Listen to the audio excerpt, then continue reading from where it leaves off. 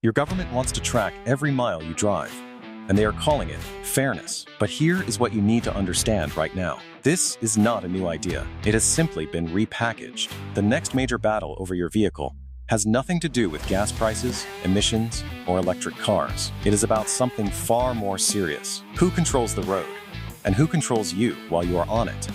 What is unfolding in Illinois should trigger alarm bells across every single state in this country, especially those that historically follow Illinois and California's lead, because make no mistake, they always follow. Illinois State Representative Ram Villavalam has introduced the Road Usage Charge Act, presented as a pilot program to study a mileage-based tax. That sounds harmless on the surface, but once you examine what this legislation actually involves, the picture changes completely. This is not merely a study. It is the first move toward replacing the gasoline tax with a system that follows every driver, mile by mile. Why is this happening now? Because the existing funding model is breaking down. As more drivers shift to electric vehicles and high-efficiency cars, gas tax revenue is declining.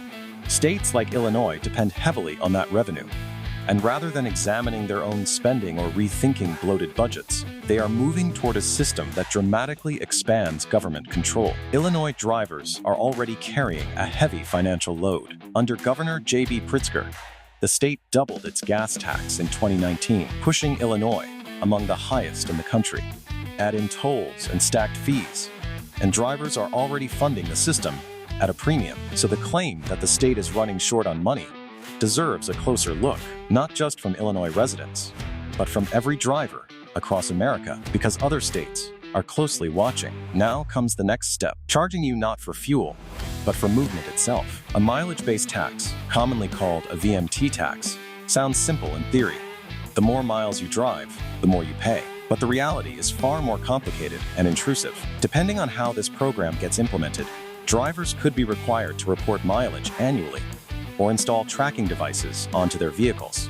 That is exactly where this stops being about taxes and starts becoming something fundamentally different. Because once the government gains the ability to track how far you drive, it is not a big leap to tracking when you drive, where you are going, and how frequently you travel. Once that infrastructure exists, it does not shrink, it always grows.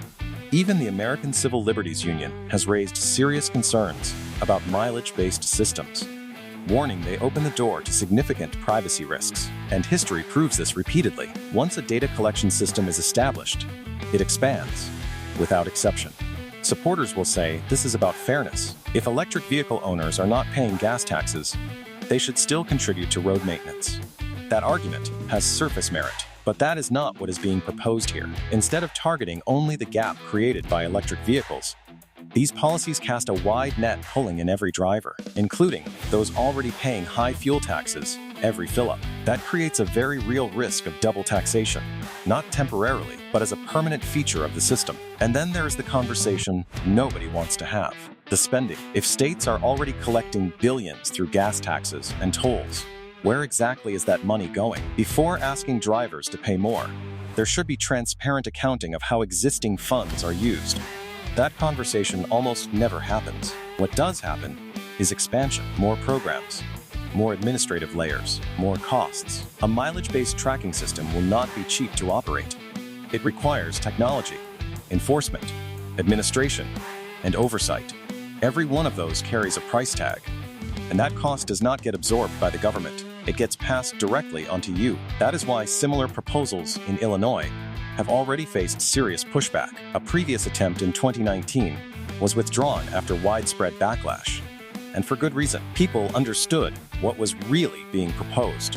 More government access, more oversight, more burden, and significantly less freedom for the individual driver. Because this is ultimately what it all comes down to. Driving in America has always meant freedom. The ability to go where you want, when you want, without anyone keeping score. A mileage tax tied to a tracking system fundamentally changes that.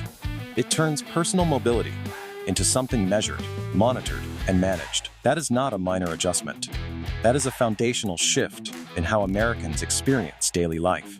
Declining gas tax revenue is a real problem that states need to address, but the solution should be targeted and transparent. If electric vehicles are creating the funding gap, Address them directly. Adjust registration fees. Create clear usage models specific to that market. And keep the approach proportional. Do not build a surveillance system over every driver just to solve a problem affecting only part of the market. Because once that system is in place, it will never stay limited. It never does. And the government, once comfortable tracking wherever you go, will not stay in the passenger seat for long. Control always expands. And if drivers across America do not start pushing back right now, that expansion is exactly what is coming.